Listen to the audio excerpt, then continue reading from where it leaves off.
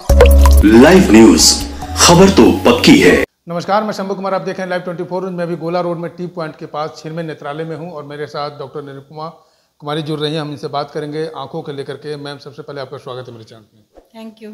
सबसे पहला सवाल मैम ये होगा कि आंखों का जो सूखापन है, ड्राइनेस है, इसकी क्या मतलब कारण से है और इसका कैसे निदान हो सकता है इसका? देखिए, आंखों का जो सूखापन है, इसका सबसे बड़ा कारण जो आजकल की जीवन शैली में है वो है मोबाइल, लैपटॉप, ये सब का एक्सेसिव इस्तेमाल, यूज़ करना, है ना। मोबाइल, लैपटॉप ये सब इस्तेमाल करने से एक्चुअली में ना हमारे आंखों का जो ब्लिंकिंग रिफ्लेक्स है वो काफ़ी घट जाता है। हम ना जब भी मोबाइल या लैपटॉप पे काम करते तो जनरली एक टक काम करते, एकदम स्ट्रेयर लुक के साथ। इसकी वजह से जो हमारे आंखों का जो ब्लिंकिंग रिफ्लेक्स है, जो प्रति मिनट जो कि 16 से 20 होना चाहिए, वो घटकर कभी कभी 4-5 ऐसे हो जाता है।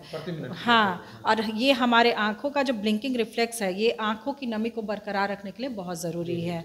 ये स्ट्रेयर लुक की वजह से जो हमारे आंखों का पानी है वो सूख जाता है। जो आज जो बहुत बड़ा कारण है ड्राई आई का, वो मोबाइल, लैपटॉप ये सब का एक्सेसिव यूज़ है। दूसरा, एसी में रहना।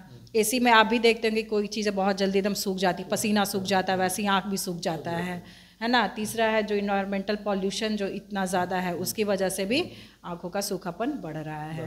लेकिन आप जो मोबाइल और लैपटॉप की बात करते थे, लेकिन अब ऑनलाइन क्लास मोबाइल पे होते हैं, वो लैपटॉप पे होते हैं, इस बात से हम लोग नकार भी नहीं सकते हैं। लेकिन उनके उस पर काम भी करना है, जैसे क्या कुछ उपाय, कोई ऑप्शन है कि ऊपर काम भी करे और आँख का ड्राइनेस भी खत्म नहीं हो? एक तो जितना ज़रूरी है उतना ही काम करना चाहिए मोबाइल या लैपटॉप पे। आप दिन भर उस पर वीडियो देखते रहिएगा तो वो जो ज़रूरी काम है वो करिए। लेकिन हाँ, एक जब ज़रूरी काम भी करें तो इस चीज़ का ध्यान रखें कि आप एकदम स्ट्रेयर लुक के साथ काम ना करिए। बीच बीच में अपनी पलकों को झपकाते रहिए। हर कुछ देर काम, आधा घंटा काम करने के बाद अपने आँखों को थोड़ा रेस्ट दीजिए। बहुत ज़्यादा अगर उससे भी तकलीफ महसूस होती है तो हम लोग आजकल एक लुब्रिकेटिंग आई ड्रॉप उसके लिए सभी को प्रेस्क्राइब करते हैं कि जब भी लगे कि आँखों में बहुत ज़्यादा सूखापन है तो आप एक ड्रॉप उसको इस्तेमाल करिए।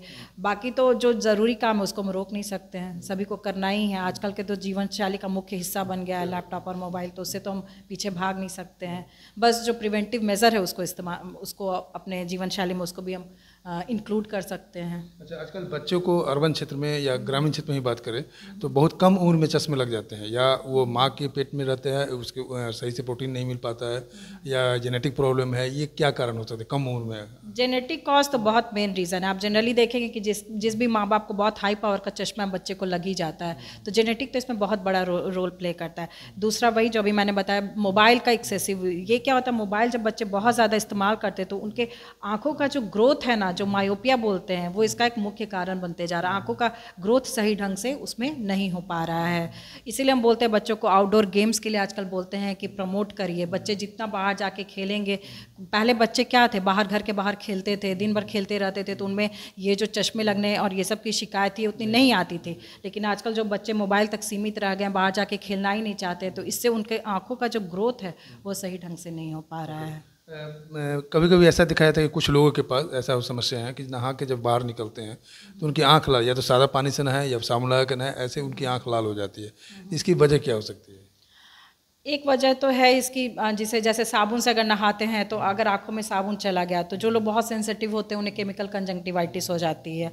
एक ये कारण होता है। जो दूसरा है कि अगर वो साफ़ पानी नहीं इस्तेमाल कर रहे हैं, साफ़ पानी से अगर नहीं नहा रहे हैं तो उसमें जो पार्टिकुलेट मैटर होते हैं, आप समझ लीजिए, उससे आँखों में एलर्जी हो जाती है। उसकी वजह से ये आँखों में लाली होता है। जो जितने लोग भी कंप्लेन करते हैं इस चीज़ का कि नहा के आते हैं और आँखें लाल हो जाती हैं, थोड़ा तो रीज़न है कि they are very much sensitive to all this things. रात में जब गाड़ी चलाते हैं, 4 व्हीलर या 2 व्हीलर, तो उनको सामने वाले जो गाड़ी आती है, उस गाड़ी के लाइट उनके मतलब वो चकाचौंध करते हैं, मतलब उनको टिमटिमाती हुई लाइट दिखाने लगती। तो उनको क्या करना चाहिए उस व्यक्ति को?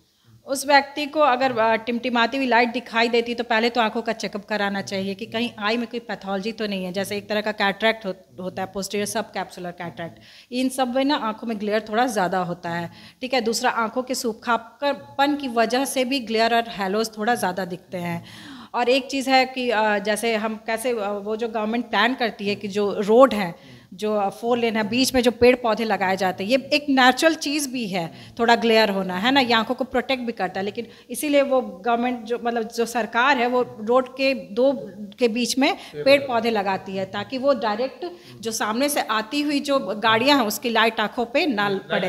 हाँ, कंज्यूम। और दूसरा चीज़ ये भी कहा जाता है, इसीलिए बोला जाता है कि जो भी अगर सामने से कोई गाड़ी आती हुई दिखाई दे रही है तो हमें अपनी गाड़ी का लाइट भी डिम कर लेना चाहिए, क्योंकि ये एक नेचुरल प्रोसेस भी है। लेकिन हाँ, कुछ लोग अगर ज़्यादा इससे सेंसिटिव है तो वो एंटी रिफ्लेक्टिव ग्लास जैसे ब्लू कट ग्लास ये सब यूज़ कर सकते हैं।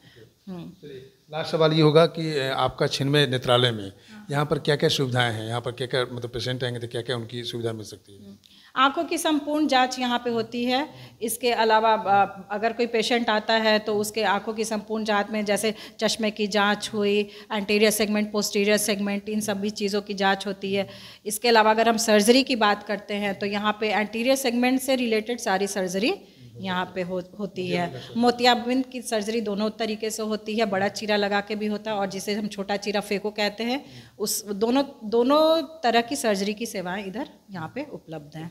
लास्ट सवाल होगा, कलर ब्लाइंडनेस का कोई उपाय है या इसका कोई इलाज है? नहीं, कलर ब्लाइंडनेस का कोई उपाय नहीं, ये आनुवांशिक होता है। ठीक है, हाँ, इसमें कुछ नहीं कर सकते। जो भी लोग कलर ब्लाइंड है उनको बस यही हम लोग समझाते हैं, जैसे लोको पायलट है, ये सब आप ये सब प्रोफेशन में नहीं जा सकते। जो भी प्रोफेशन कलर से रिलेटेड है उस प्रोफेशन में हम मना करते हैं कि आप अगर पता है कि हमें कलर ब्लाइंडनेस है तो आप पहले चेक कर लीजिए कि हम किस किस प्रोफेशन में नहीं जा सकते हैं और उसी क्षेत्र में अप्लाई कीजिए जहाँ पे कलर ब्लाइंडनेस से रिलेटेड कोई चीज़ नहीं, मतलब कोई दिक्कत नहीं है। आँखों बचाव के लिए एक्सरसाइज या कोई योगा है जिसके माध्यम से आँखों को सुरक्षित किया जा सकता है?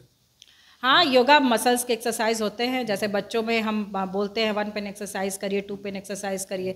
जिन भी बच्चों को सर दर्द की बहुत ज़्यादा शिकायत है लेकिन उनमें अगर हम देखते हैं कि इन्हें चश्मा भी नहीं लग रहा है, किसी अन्य तरह कोई पैथोलॉजी हमें नहीं मिलती है, तो मसल बैलेंस इसको बोलते हैं। तो मसल बैलेंस टेस्ट करने के बहुत सारे उपाय हैं। तो जब हमें लगता है कि इनका आँखों का मसल कमज़ोर है, डिसबैलेंस की वजह से ये हेडेक हो रहा है, तो हम उन्हें बोलते हैं कि आप 1 पेन 2 पेन एक्सरसाइज हम बताते हैं उन्हें कि ये करिए, तो डेफिनेटली इससे बहुत फ़ायदा होता है। चलिए, थैंक यू आपको मेरे साथ जुड़ने के लिए। तो आपने सुना डॉक्टर निरुपमा कुमारी को, ये गोला रोड में टी पॉइंट के पास है और आप यहाँ पर आ सकते हैं। डिस्क्रिप्शन में इनका पूरा डिटेल्स होगा, मोबाइल नंबर होगा, उस नंबर पे कांटेक्ट करके आप यहाँ पे आके आपकी आंखें की जो कोई भी समस्या है उस समस्या को निदान के लिए आप यहाँ पर आ सकते हैं। मैं शंभू कुमार, कैमरा जर्नलिस्ट यशोधर्मा के साथ पटना। अगर मेरे चैनल को लाइक और सब्सक्राइब नहीं किया तो लाइक और सब्सक्राइब करें। Thank you so much. Live news, खबर तो पक्की है।